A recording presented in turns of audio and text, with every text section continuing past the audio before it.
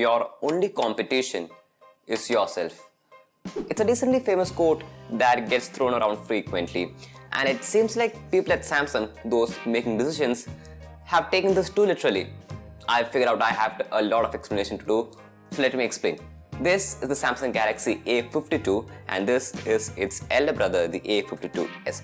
Actually, the term elder brother, it's kind of a misnomer. It's not quite an elder brother of the A52. It's more like an identical twin of the A52 but slightly better at some things. Weird analogies aside, let's dissect this case further. If you have a look at the spec sheet of the A52 and the A52s, the A52s is better in just two parameters, the screen and the performance. While the A52 has a 90Hz display, the A52s gets a 120Hz one. And while the A52 has the Snapdragon 720G as its silicon, the A52s gets the 778G chip from Snapdragon, which also just happens to be a 5G enabled chip. Now you might ask, well, that isn't so bad, is it? It's not that bad. And why was I putting Samsung in a negative light in the beginning of the video, right? Well, just for those two added extra features, Samsung is charging, wait for it, rupees 8,500 more. 8,500. What? So when making the A52, the people behind it had to deliberately remove a 120Hz panel and the 778G chip because they knew that in a couple of months they're going to release a phone with very similar spec sheet but having those two extra features. What this resulted in was that the A52 got a 90Hz panel while almost the entire competition except the OnePlus Nord 2 got a 120Hz panel. Also, the A52 got a Snapdragon 720G. Snapdragon 720G. Snapdragon 720G at almost 28,000. Okay, for context, do you know which phones run the Snapdragon 720G?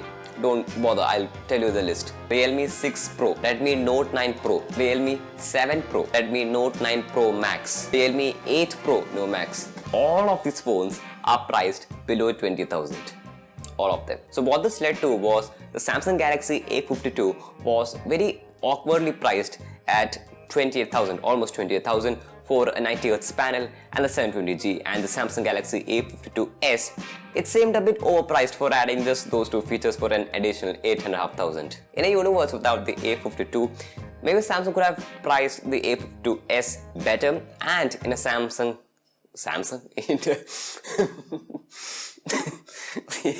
in a universe without the A52. In a universe without the A52, Samsung maybe could have priced the A52s better, and in a universe without the A52s, Samsung could have maybe made the A52 a much better deal by having a better display and also a better chip.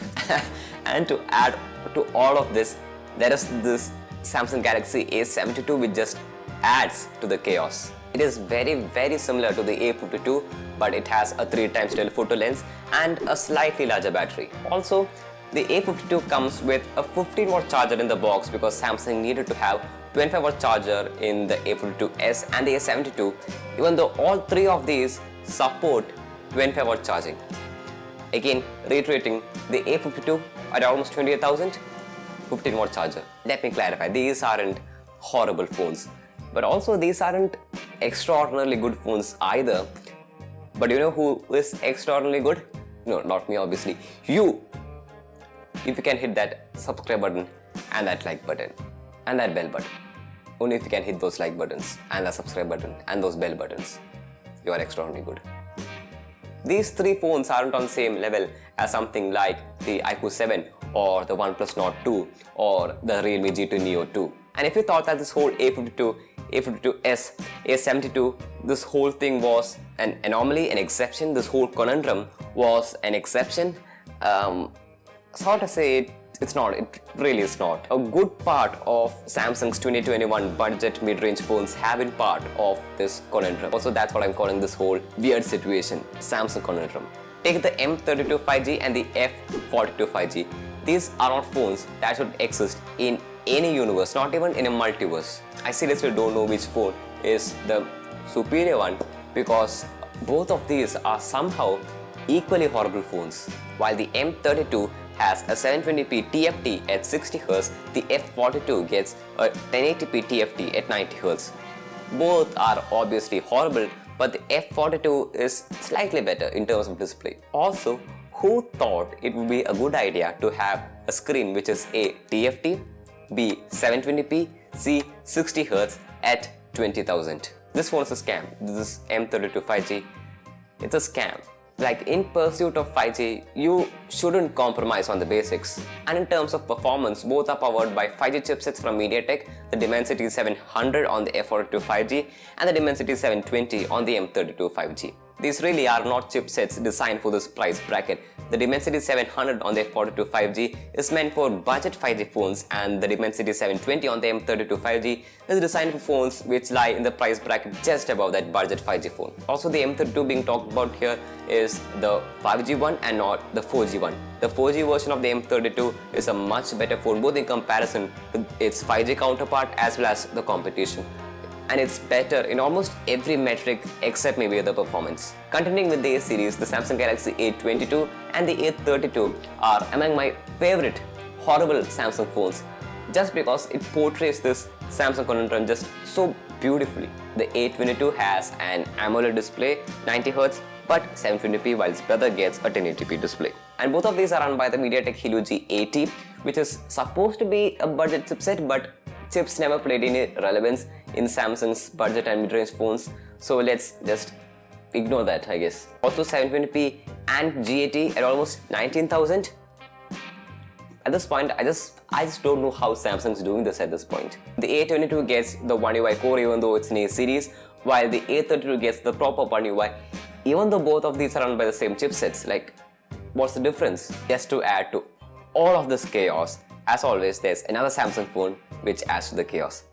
You know the script by now. There is the Samsung Galaxy M42, which just makes the performance part alright by adding a Snapdragon 750G, but has to give up a good screen, getting a 60Hz AMOLED, that too 720p. Imagine what Samsung could have put together by combining all the good specs of these phones and pricing it somewhere around 20,000. They have the power to do that, but they can't, and they probably won't. Now, not all of the phones from Samsung in this segment is horrible.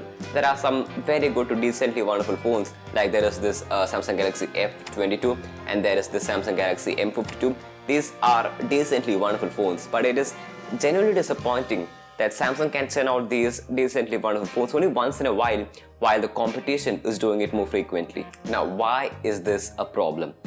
It is that Samsung has too many phones, and apart from creating unnecessary confusion for the consumers, it also creates unnecessary stripping away of features which could have been avoided if not for the unnecessary models. Yes, I realize I unnecessarily overused the word unnecessary.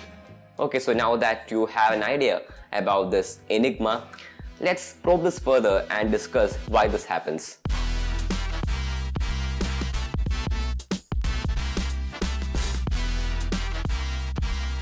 Samsung, in its attempt to cover all the segments, is going a bit too far. They're doing a bit too much. Out of the zillion phones that Samsung has in their portfolio, let's agree that maybe removing 1/4 of it would do Samsung good, and no one would even notice that they have removed that portion of phones.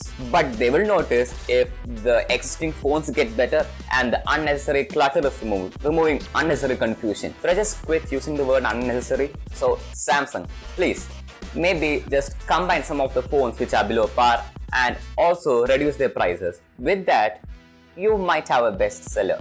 Maybe. You might.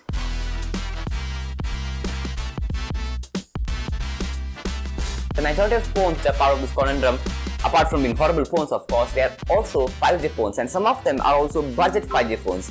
Budget and 5G, these are two words that shouldn't be used together in a sentence, at least as of now. And apart from this, some of these phones are also A series phones which are offline centric, so they have to charge a premium for that too. And finally, apart from all of this, these are also Samsung phones at heart, so you have to pay a premium for the brand value that Samsung offers. Now, I know some people are going to defend this, and by some people, I'm referring to huge fanboys. The problem that I have with fanboys. You like an operating system? They'll tell you why your preference is wrong. Defend the brand, but don't defend it blindly that the brand just tries to look at the fanboys and tries to defend it. So these fanboys are going to say, you fool, don't you know that these are offline phones, which means you have to pay a premium, and also these are not those Chinese phones which will steal your data. You shouldn't listen to fanboys. Apart from the Chinese phones privacy thing, which might actually be a good topic for another day, these online A-series phones are really puzzling me. Like, if you get offline centric phones online too, what is the point? Like, why do you sell it online? Like, why charge a premium for offline phones when you get it online? It just doesn't make sense. So Sammy might really need to reduce the premium that they're putting on that tag.